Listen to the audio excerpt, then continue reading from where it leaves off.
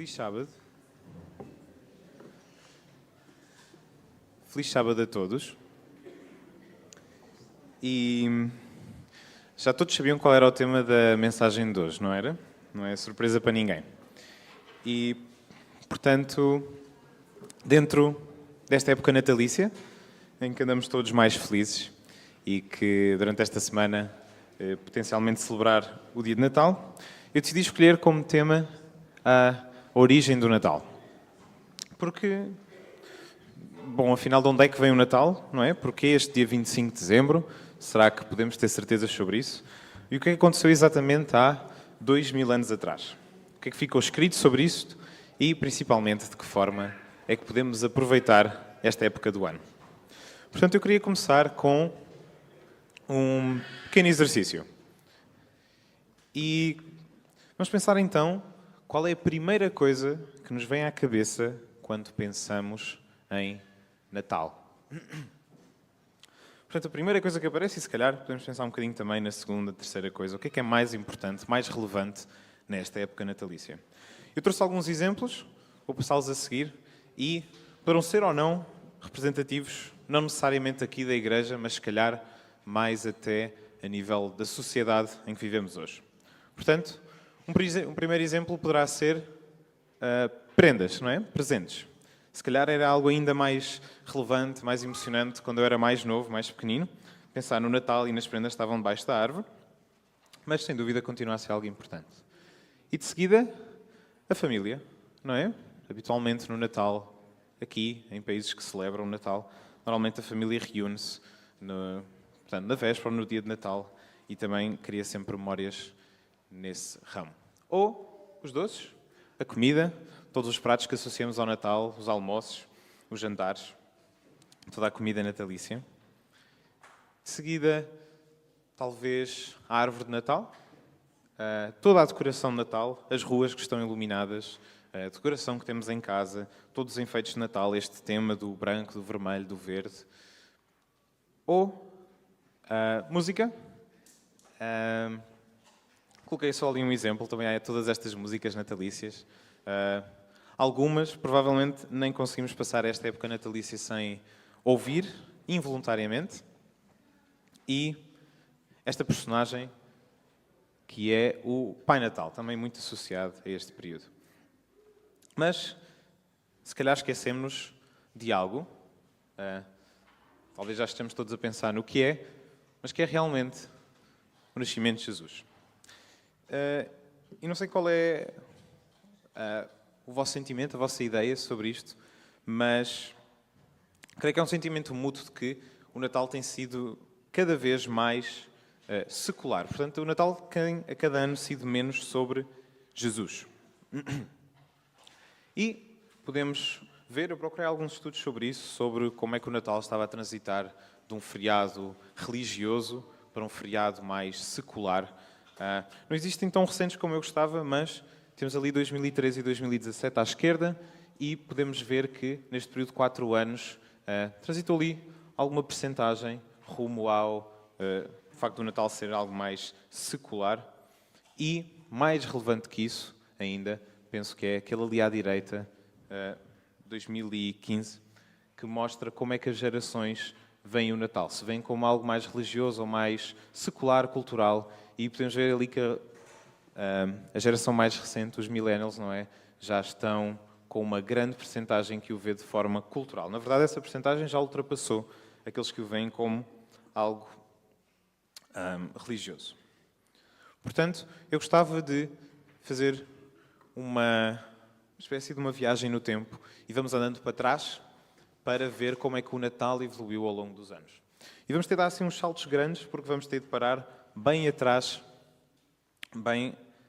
no tempo. Portanto, vamos começar aqui em 1931, em que temos o Pai Natal, a Coca-Cola, um anúncio e foi uma campanha com imenso sucesso de marketing da Coca-Cola, em que cimentou ou solidificou o Pai Natal como este homem com esta cor vermelha. Já existiam algumas imagens dele, se calhar de outras cores, a preto e branco, já existia vermelho inclusive, mas foi esta campanha que o identificou desta forma. Agora podemos dar um salto para trás e saltamos para 1881, em que temos esta ilustração, feita por Thomas Nast, que se popularizou muito, e foi este ilustrador que deu este aspecto ao Pai Natal. Por isso é que o Pai Natal é, assim, idoso, cheinho, sorridente também, e na altura era bastante fumador. Mas atualmente já não é, e ainda bem. Podemos dar mais um salto no tempo e de repente estamos em 1848 e aqui já não existe Pai Natal. Em algumas regiões do mundo pode existir um São Nicolau, pode estar a surgir alguma personagem, mas não podemos dizer que concretamente exista esta personagem do Pai Natal. Mas existem árvores de Natal, existe esta decoração, um bocadinho diferente da que temos hoje em dia, mas existe, que ficou popularizada através desta imagem que surgiu em 1848 num jornal londrino, que depois foi passar também para um jornal americano, que mostrava a família real britânica, portanto, a Rainha Vitória e os seus familiares, a celebrar o Natal e tinham uma árvore de Natal iluminada e decorada. Por isso, muitas pessoas também quiseram ter a sua árvore de Natal e foi desta forma que se propagou. Mas antes disso, temos também provavelmente a origem das árvores de Natal no século XVI. E conta a lenda que a primeira árvore de Natal foi decorada e foi colocada em casa de Martinho Lutero. As árvores de Natal eram populares e existiram nesta época, no século XVI, em casas de protestantes luteranos. Seria uma decoração um bocadinho diferente da nossa. Eles não decoravam a árvore com umas prendas, com umas bolinhas de plástico como nós, mas decoravam-na com maçãs, frutos secos, pretzels e seria uma decoração bastante diferente da nossa. Portanto, agora vamos dar outro salto no tempo. E agora um salto grande e vamos parar aos primeiros anos da Era Comum. E se andarmos assim tão para trás, retiramos todos estes itens do Natal, retiramos esta decoração, retiramos o Pai Natal e ficamos com apenas a origem do Natal. Mas existem algumas dúvidas. Será que a origem do Natal foi realmente o nascimento de Jesus? Eu deparei-me no meio de toda a pesquisa e viagem que fiz pela internet, com muitos artigos, muitos vídeos, muito conteúdo, em como o Natal tinha origens pagãs e queriam mostrar e provar tudo isso. Mas a verdade é que não podemos ter realmente a certeza e gostava que ficasse claro, realmente, provavelmente 25 de dezembro não foi o nascimento de Jesus, não é? Como sabemos, mas também sabemos que a Bíblia não nos revela a data de nascimento de Jesus, o que quer dizer que não é algo necessário, essencial para a nossa salvação. Mas é realmente um dia que foi, pela história, adotado pelos cristãos. É um dia que, ao longo dos últimos anos, foi reconhecido para celebrar o nascimento de Jesus. É um dia que podemos aproveitar para testemunhar e partilhar com todos o nascimento de Jesus. Por isso era bom termos um pouco de ideia, afinal, quais foram as origens do Natal. E há uns tempos atrás existiam umas teorias sobre como o Natal era uma adaptação de um tal festival romano que se chamava Saturnália, portanto, em honra ao deus Saturno.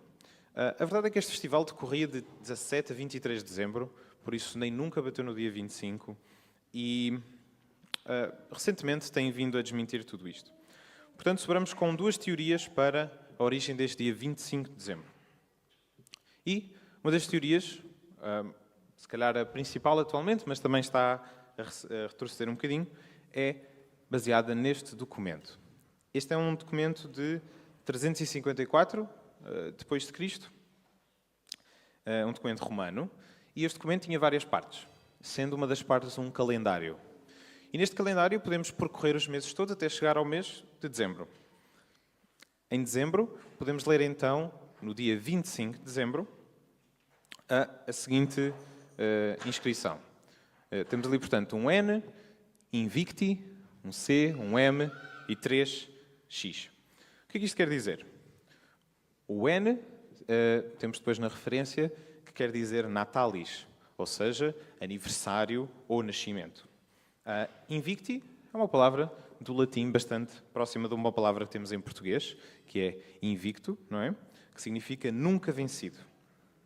Atenção que vamos ver que este dia vai apontar para o Deus Sol. Este título, o Invicto, era muito atribuído ao Deus Sol, mas realmente ao longo do calendário existem 2 feriados dedicados ao Deus Sol, em que diz claramente Sol, este só diz Invicti, mas é na mesma atribuído. De seguida temos CM, que quer dizer Circense Missus, ou seja, foram ordenados os jogos ou foram ordenadas as corridas de carroças, e os 3x representam o número 30. Portanto, neste aniversário deste Invicti, ou este Deus Sol, eram ordenados 30 jogos ou 30 corridas de carroças. É interessante porque o dia 25, porque é que o escolheram e foi atribuído ao Deus Sol? É porque os romanos achavam que era o solstício de inverno, portanto, o dia mais curto do ano, o dia com menos sol do ano. Ou seja, a seguir, dia 26, 27, segundo eles, os dias ficariam cada vez mais longos, cada vez com mais sol. Ironicamente, eles erraram porque o solstício de inverno nunca foi no dia 25 de dezembro. Ele varia um bocadinho entre dia 21, 22, 23, e realmente foi hoje o solstício de inverno às 9h21, por isso não foi assim há tanto tempo, mas eles atribuíam este dia ao Deus Sol e ao solstício de inverno. Portanto, isto prova que o Natal, este dia 25, já tinha esta celebração pagã, certo? A realidade é que, neste mesmo documento, portanto, o documento mais antigo que liga ao dia 25 ao tal Deus Sol, tem mais capítulos, mais partes. E na parte 8 e na parte 12, temos também esta referência que eu escrevi ali. Na verdade, a parte 12, o título da parte 12 até é Comemorações das Datas dos Mártires. Portanto, o que é que está ali escrito? Está ali um V e 2 Is, que é o número 7, não é? Em romano. Temos ali Cal e um ponto, é um diminutivo. Temos Ian e um ponto, que também é um diminutivo. Natus Christus in Bethlehem, Judaia. Portanto, o fim já podemos ver que se refere ao nascimento de Jesus Cristo em Belém de Judeia. O que é que significa aquela parte que parece um pouco estranha no início? É muito simples. O número 7... E depois temos Cal, que é um diminutivo para Calendae. Os romanos gostavam de contar as datas de trás para a frente. Portanto, este Calendae significa o primeiro dia do mês. E como tem o número 7 atrás, quer dizer 7 dias antes deste primeiro dia do mês. De seguida temos Ian, que é o diminutivo de Januaris, ou seja, janeiro. Portanto, se fizermos as contas, 7 dias antes do primeiro dia de janeiro, não é? Teremos 31 de dezembro, para eles dezembro também tinha 31 dias, 30, 29, 28, 27, 25, 26 e 25. Ok. Portanto, neste mesmo documento que refere o Natal, que refere este dia 25 aos tais Jogos Romanos, também tem 2 referências ao nascimento de Cristo. Por isso, claramente, nesta época as pessoas já reconheciam este dia como o nascimento de Cristo. Existe outra teoria alternativa, eu disse que existiam 2, e não vos quero cansar, mas é uma teoria que justifica porquê que os cristãos escolheram esta data do 25 de dezembro e baseia-se no dia suposto em que Jesus nasceu e morreu, e eles tentam juntar as datas segundo uma ideia judaica de que os profetas ou os homens que eram consagrados a Deus morriam e nasciam no mesmo dia. Ou melhor, eram concebidos e morriam no mesmo dia. Mas não podemos ter certeza, não é? Por vezes a história é assim, mas queria que ficasse claro que esta origem do Natal já desde este tempo que era celebrada pelos cristãos como o nascimento de Jesus. Portanto, vamos ao que realmente importa hoje, o nascimento de Jesus, e eu quero apoiar-me no relato de Mateus. Mateus, Marcos e Lucas são aqueles 3 evangelhos muito semelhantes, não é? Os evangelhos sinópticos, mas cada um tem na mesma a sua identidade. E é nas diferenças entre cada evangelho que podemos perceber a perspectiva de cada um destes escritores. Portanto, gostava de me apoiar no relato de Mateus, porque Mateus tinha um pormenor muito interessante. Ele escreveu o seu evangelho para uma audiência mais judaica. Mateus queria provar aos judeus daquele tempo que aquele homem era realmente Jesus, era o Messias que estava prometido há muitos anos atrás no Velho Testamento. E queria também escrever para aqueles judeus que estavam, se calhar, a transitar para o cristianismo, estavam a passar e a entrar numa congregação cristã. Portanto, vamos ter atenção a isso, em como Mateus gosta imenso do Velho Testamento, gosta imenso das profecias e quer mostrar aos judeus quem era Jesus.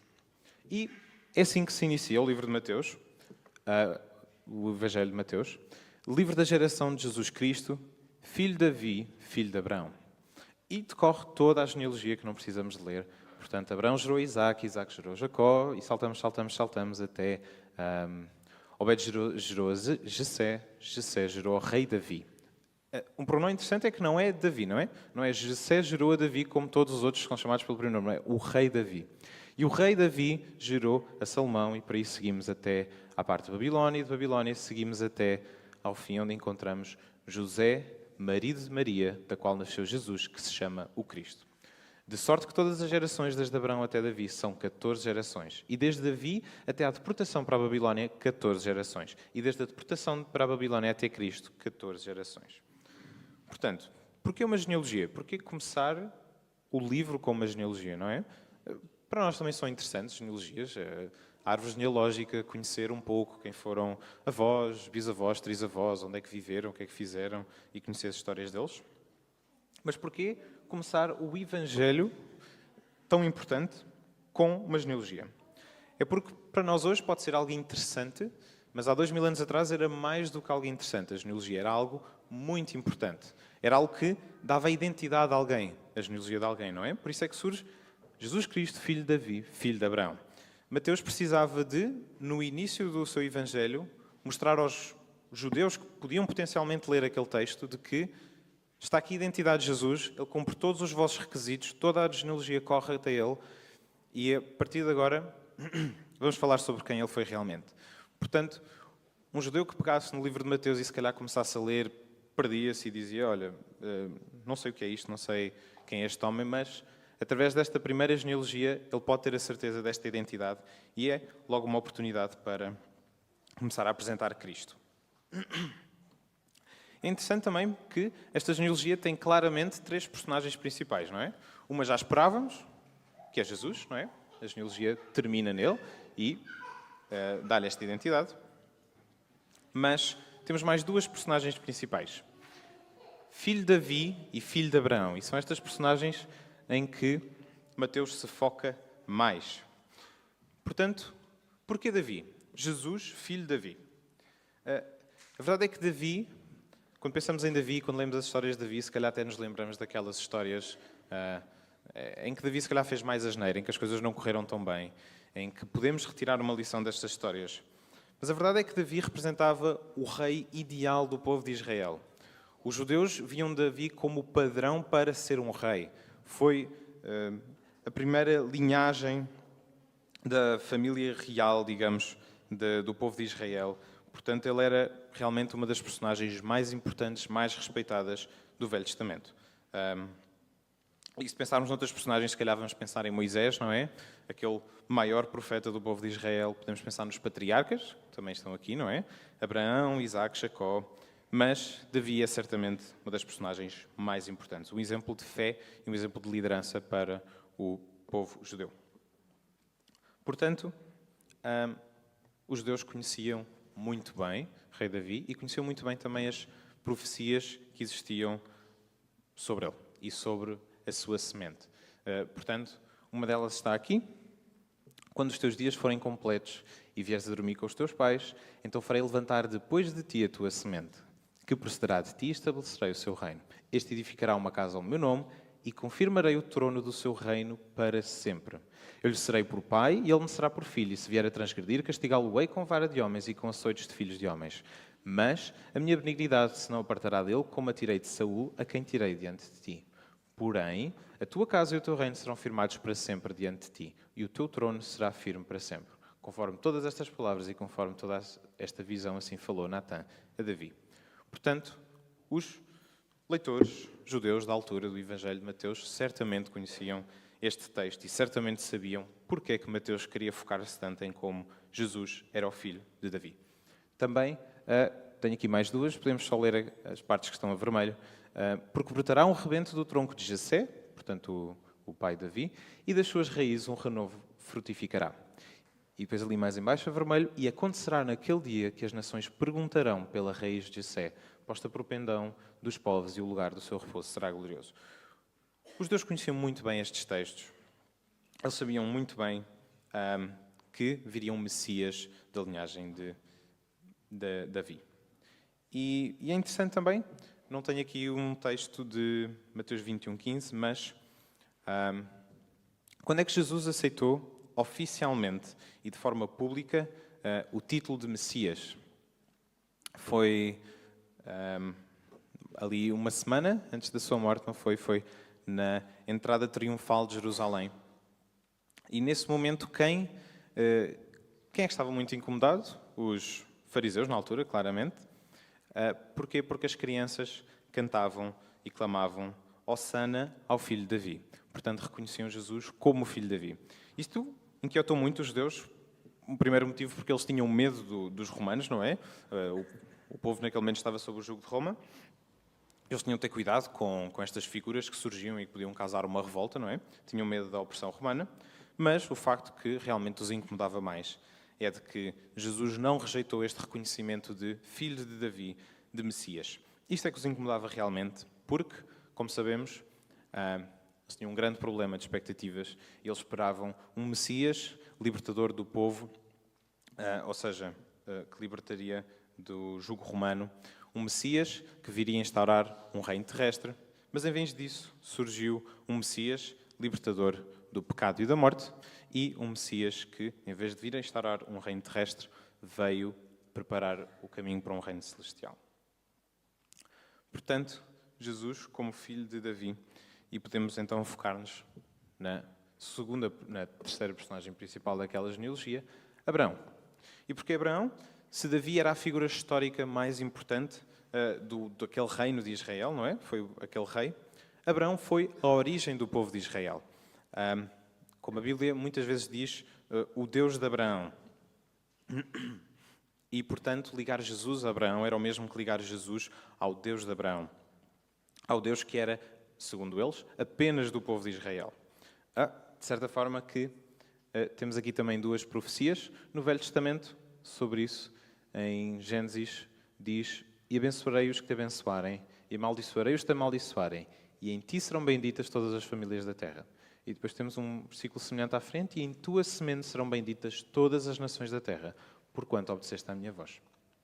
Portanto, quem era esta bênção que viria da semente de Abraão? Quem era esta bênção que seria uma bênção só para os judeus? Não, como diz ali, para todas as nações da terra. Essa bênção era realmente Jesus, porque foi desta forma que Deus prometeu a Abraão que Jesus viria da sua linhagem e abençoaria todas as nações. Portanto, podemos avançar para a próxima parte do relato de Mateus, e este relato depara-se com o nascimento de Jesus. E podemos ler: ora, o nascimento de Jesus foi assim. Estando Maria, a sua mãe, desposada com José, antes de se juntarem, achou-se ter concebido o Espírito Santo. Então José, o seu marido, como era justo e não a queria infamar, intentou deixá-la secretamente. E projetando isso, eis que em sonho lhe apareceu um anjo do Senhor dizendo: José, filho de Davi, não temas receber a Maria, tua mulher, porque o que nela está gerado é do Espírito Santo. E ela dará à luz um filho, e lhe porás o nome de Jesus, porque ele salvará o seu povo dos seus pecados. Tudo isso aconteceu para que se cumprisse o que foi dito da parte do Senhor pelo profeta, que diz: eis que a Virgem conceberá e dará à luz um filho, e ele será chamado pelo nome de Emanuel. E José, despertando do sonho, fez como o anjo do Senhor lhe ordenara, e recebeu a sua mulher, e não a conheceu até que deu à luz o seu filho, o primogênito, e pôs-lhe o nome de Jesus. É interessante que, mais uma vez neste texto, vemos o grande foco que Mateus tinha com o Velho Testamento, com mostrar aos judeus quem era Jesus. Porque ele utilizou exatamente as mesmas palavras que estavam em Isaías quando escreveu aquele versículo 23. Eis que a Virgem conceberá e dará-lhes um filho, e ele será chamado pelo nome de Emanuel. Isto é, palavra por palavra, aquilo que está em Isaías 7,14. Mas como é que pode ser palavra por palavra aquilo que está em Isaías 7,14 quando Mateus foi escrito em grego e ali em Isaías estaria escrito em hebraico? É porque Mateus apoiou-se na Septuaginta, ou seja, uma tradução do Velho Testamento para grego que já existia na altura. Portanto, ele escreveu exatamente palavra por palavra aquilo que estava em Isaías, e qualquer homem que lesse aquilo e que conhecesse este texto de Isaías repararia nisso. Este texto diz-nos que ele será chamado pelo nome de Emanuel, que significa Deus é conosco, que é realmente uma descrição muito adequada para Jesus. Mas, aqui neste texto diz-nos que José e Maria foram instruídos para lhe dar o nome de Jesus, não é? E ela dará à luz um filho e lhe porás o nome de Jesus. E porquê o nome de Jesus? Porque ele salvará o seu povo dos seus pecados. O que é que significa o nome de Jesus? É derivado de uma palavra em hebraico. Os nomes na altura não eram só nomes para identificar uma pessoa, eram nomes que carregavam um significado sobre aquela pessoa. E, portanto, este nome de Jesus é derivado de uma palavra em hebraico que significa, uma palavra Yeshua, que significa Deus é salvação. Portanto, Jesus, no momento em que nasceu, naquela manjedoura em Belém, foi-lhe atribuído este nome, Jesus, e, ao mesmo tempo, foi-lhe logo atribuído esta missão. Deus é a salvação, portanto, Jesus nasceu com este título entregue. E onde é que nasceu Jesus? Belém, não é? E porquê Belém? Belém era uma terra muito especial para o povo de Israel. Foi para Belém que, muitas gerações atrás, Ruth e Naomi se mudaram e foi aí que Ruth se casou com Boaz, o bisavô de Davi. Portanto, foi em Belém que Davi cresceu e onde passou grande parte da sua infância. Até temos um comentário em 2 de Samuel em como Davi tem saudades da água que estava às portas da cidade de Belém. Por isso, Davi claramente passou a sua infância em Belém e estimava esta cidade. Mas mais importante do que toda esta história sobre Belém é o facto de que já existia uma profecia também. Mais uma vez, uma profecia do Velho Testamento em que dizia: "E tu, Belém Efrata, posto que pequena entre milhares de Judá, de ti me sairá o que será Senhor em Israel, e cujas origens são desde os tempos antigos, desde os dias da eternidade." Portanto, avançamos para a próxima parte do relato de Mateus. E Mateus 2, 1 a 12, temos o relato de uma visita. Podemos ler: "E tendo nascido Jesus em Belém da Judeia, no tempo do rei Herodes, eis que uns magos vieram do Oriente a Jerusalém e perguntaram: Onde está aquele que é nascido rei dos judeus? Porque vimos a sua estrela no Oriente e viemos adorá-lo." E o rei Herodes, ouvido isso, perturbou-se, e toda a Jerusalém com ele. É interessante, porque é que o rei Herodes se perturbou tanto com isto? Ele se calhar perturbou-se porque não tinha um presente pronto para Jesus, não é? E precisava de saudar este rei. Bom, claramente não foi o motivo. O rei Herodes foi um rei imposto por Roma sobre Judeia. Ele não tinha, digamos, sangue real para reinar sobre Judeia. E, portanto, ao longo da história dele, ele sempre teve de proteger o seu reinado.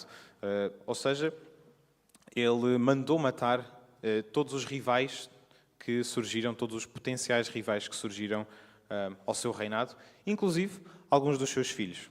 Portanto, quando ele ouve esta história, quando vêm estes magos do Oriente, estas personagens tão importantes, perguntar onde é que está o novo, onde é nascido o rei dos judeus, ele inquieta-se muito e pensa que vem aí mais uma ameaça para o seu reinado. E continuando com o texto, diz que: "E congregados todos os príncipes dos sacerdotes e os escribas do povo, perguntou-lhes onde havia nascido Cristo. E eles disseram-lhe", mais uma vez, os judeus conheciam muito bem todas as profecias do Velho Testamento, disseram: "Em Belém da Judeia, porque assim está escrito pelo profeta." E agora citam exatamente aquele texto que lemos em Miqueias. "E tu em Belém, terra de Judá, de modo nenhum és a menor entre as..." Não é o de Miqueias, desculpem, é outro que bate na mesma profecia. Mas: "De modo nenhum és a menor entre as capitais de Judá, porque de ti sairá o guia que há de apacentar o meu povo de Israel." Então Herodes, chamando secretamente os magos, inquiriu exatamente deles acerca do tempo em que a estrela lhes aparecera. E continuando: "Enviando-os a Belém, disse: Ide e perguntai diligentemente pelo menino. E quando o achardes, participai-me, para que também eu vá e o adore." E tendo eles ouvido o rei, partiram, e eis que a estrela que tinham visto no Oriente ia adiante deles, até que, chegando, se deteve sobre o lugar onde estava o menino. E vendo eles a estrela, alegraram-se muito com grande júbilo. E entrando na casa, acharam o menino com Maria, sua mãe, e prostando-se, o adoraram. e abrir os seus tesouros, lhe ofertaram dádivas, ouro, incenso e mirra. E sendo por divina revelação avisados em sonhos para que não voltassem para junto de Herodes, partiram para a sua terra por outro caminho. Portanto, temos aqui este relato dos reis magos ou dos magos do Oriente, que nada indica que eram 3, não é? Talvez se associe o número 3 porque trouxeram 3 prendas, mas nada nos diz que eram 3. Aquilo que podemos saber sobre eles é de que eram homens importantes. Porquê? Porque tiveram direito a uma audiência com o rei de Herodes, não é? Chegaram e tiveram direito a esta audiência. Eram homens sábios. Porquê que sabemos isso? Porque este título que lhes é atribuído de magos, não é? Esta palavra é utilizada para os sábios daquela altura, aqueles que estudavam as estrelas e a ciência e tudo isso. E porquê homens que vieram de longe? Eles são desindicados como magos do Oriente. Não se tem exatamente a ideia de onde é que eles vieram. Se vieram da Arábia, da Pérsia, da Babilónia. Mas certamente percorreram uma longa distância. Há quem diga que eles percorreram 650 quilómetros. Percorrer 650 quilómetros a pé demoraria mais de um mês de caminhada, ou com carroças e toda uma... esqueci da palavra, uma comitiva, seria cerca de ali 2, 3 semanas de viagem, por isso eles vieram de muito longe. E na altura as viagens não eram tão simples como as de hoje. Eram homens ricos, sabemos disso, porque, bom, tiveram a oportunidade de fazer toda esta viagem e, portanto, eram prendas bastante valiosas. O ouro, na altura, era algo muito valioso, como é hoje. E eram homens pagãos.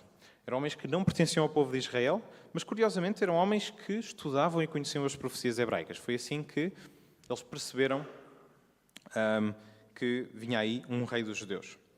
É interessante que não nos podemos esquecer disto. Nesta época, Deus revelou, ou permitiu que fosse revelado a estes homens que vieram de longe, homens pagãos que não faziam parte do povo de Israel, revelou-lhes que nasceria Jesus. Foi isto, não foi aqueles homens que viviam tão perto como aqueles judeus que viviam em Jerusalém. De Jerusalém a Belém são 15, 16 quilómetros. Não é uma distância de todo grande para ser percorrida, não é? Em acampamento já percorremos mais do que isso num só dia. Não é nada de especial. Enquanto que aqueles homens a que foi revelado tiveram de vir de tão longe para adorar o Messias. Essa é outra parte muito interessante. É que quando chegaram, eles reconheceram o rei dos judeus e imediatamente ofereceram as prendas e o adoraram, apesar de nem fazer parte do povo de Israel. Como é que estes homens lá chegaram? Foi seguindo esta estrela e foi apoiando-se nas profecias. E, portanto, vamos ouvir agora um momento especial exatamente sobre esta estrela.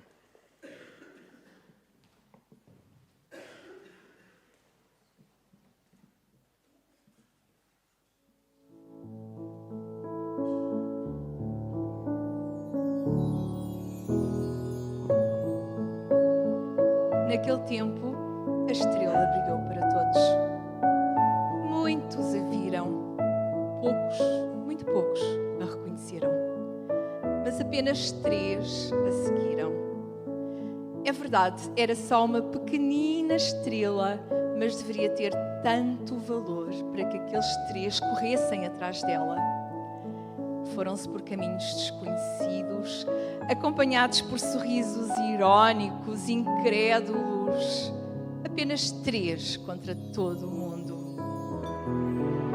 E deixaram tudo para trás, só para seguir aquela pequenina estrela. Uma estrela que, de improviso, até podia desaparecer. Que podia ser apenas uma pequenina estrela, como tantas estrelas que existem no universo. Mas, queridos irmãos, para eles, o encontro com aquela estrela significou o encontro com o Criador de todas as estrelas do universo. Naquele tempo, a estrela brilhou para todos. Naquele tempo, muitos a viram, poucos a reconheceram, mas só 3 tiveram a coragem de a seguir. Naquele tempo e em todos os tempos. Sabem, a fé é isso. A fé é um dom que Deus oferece de graça, mas que é preciso ir procurar, conquistar, lutar. Sim, a fé é uma conquista pessoal. Não duvidemos, a fé é uma conquista pessoal. Mas o caminho para chegar a ela, a essa luz, a essa estrela, pode ser tão difícil e tão longa como aquela dos Reis Magos. Mas sabem, a estrela continua a brilhar. Diariamente, ela brilha para cada um de nós. Mas para muitos permanece distante, desconhecida. Será que não têm tempo?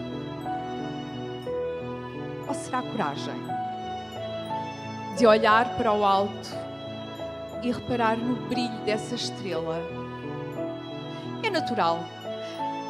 És um homem de negócios. Tens muito trabalho, a tua vida é muito ocupada, atarefada, projetos, viajas. Não tens tempo de olhar agora para o céu e ver uma pequenina estrela. E tu uma mulher que te esforças para ser o melhor no teu lar. Tu que vais buscar os filhos à escola todos os dias. Tu que preparas com amor as refeições do teu lar. Tu que ajudas a fazer os trabalhos de casa dos teus filhos. Como é que tens tempo de olhar para o céu? Não tens tempo. E tu que estás a estudar? Como tens tempo de largar os livros, de parar e contemplar uma pequenina estrela? Sabes que às vezes colocas o teu interesse e os teus valores no sucesso que podes ter e esqueces-te que essa estrela hoje brilha para ti. Amém.